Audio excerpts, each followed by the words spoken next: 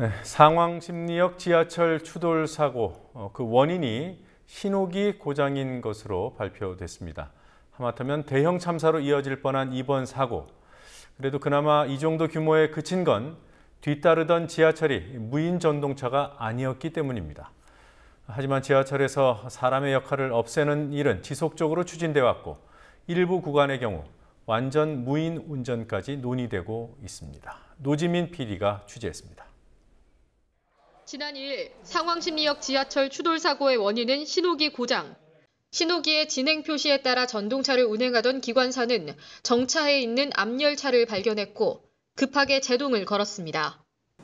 고장난 신호대로 운전했다면 대형 참사가 발생할 수 있었던 아찔한 순간이었습니다.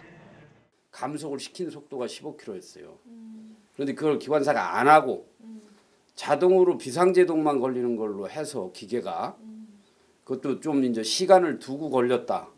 그러면 이제 부딪히는 지점에서의 속도는 상당히 높지 않을까 이렇게 생각하죠. 이처럼 사람의 힘이 필요한 지하철이지만 정부와 서울시, 서울메트로는 지난 15년 동안 경영 효율화를 내세워 인력 감축을 추진해 왔습니다.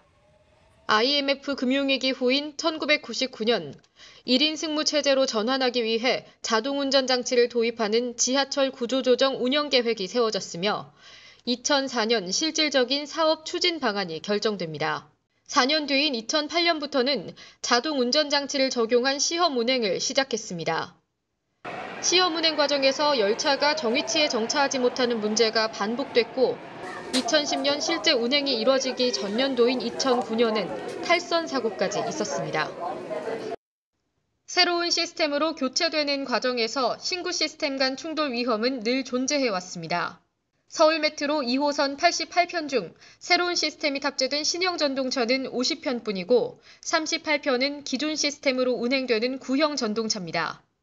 이 전동차들은 선로의 신호를 확인하는 방식과 전동차 제어 방식 등이 다르지만 한 노선을 운행합니다.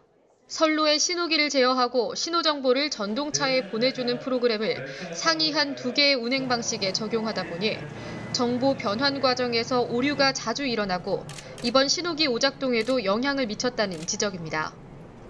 향후 새로운 시스템으로 전동차와 신호 등 운행체계 교체가 완료되더라도 1인 승무체제는 불안정할 수밖에 없습니다.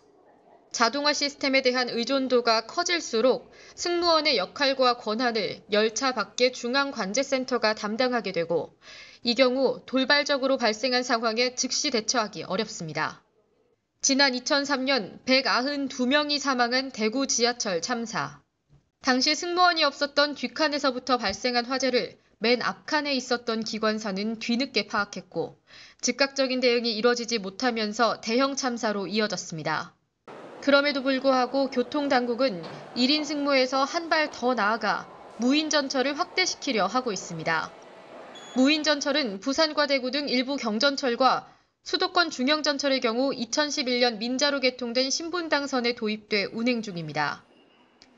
서울에서도 5, 6, 7, 8호선을 운행하는 서울도시철도공사가 오세훈 시장 재임 시절부터 무인전철 도입을 추진해왔고 박원순 시장 취임 이후에도 기조는 변하지 않았습니다. 지난 2월 서울시가 공개한 시정 주요 분야 컨설팅 용역 보고서. 맥킨지 3일 회계법인 컨소시엄이 작성한 이 보고서에는 무인운전이 세계 각국의 주요 트렌드라며 막대한 인건비 절감과 전력 비용 절감에 효과적이라고 쓰여 있습니다. 5, 6, 7, 8호선을 운영하는 서울도시철도공사 측은 이미 무인운전 시스템 도입에 관한 용역 보고서를 의뢰한 상태입니다. 교통안전정책을 총괄해야 할 서울시는 도시철도공사 측이 알아서 판단할 일이라며 구체적인 입장을 밝히지 않고 있습니다. 무리한 인력 감축으로 시민들의 안전이 위협받는 사례가 반복되고 있지만 경영 효율화라는 논리는 여전합니다. 당국이 자동화 시스템 만능주의에서 벗어나지 않는다면 언제 어디서 제어할 수 없는 대형 사고가 발생할지 모를 일입니다. 국민TV 뉴스 노지민입니다.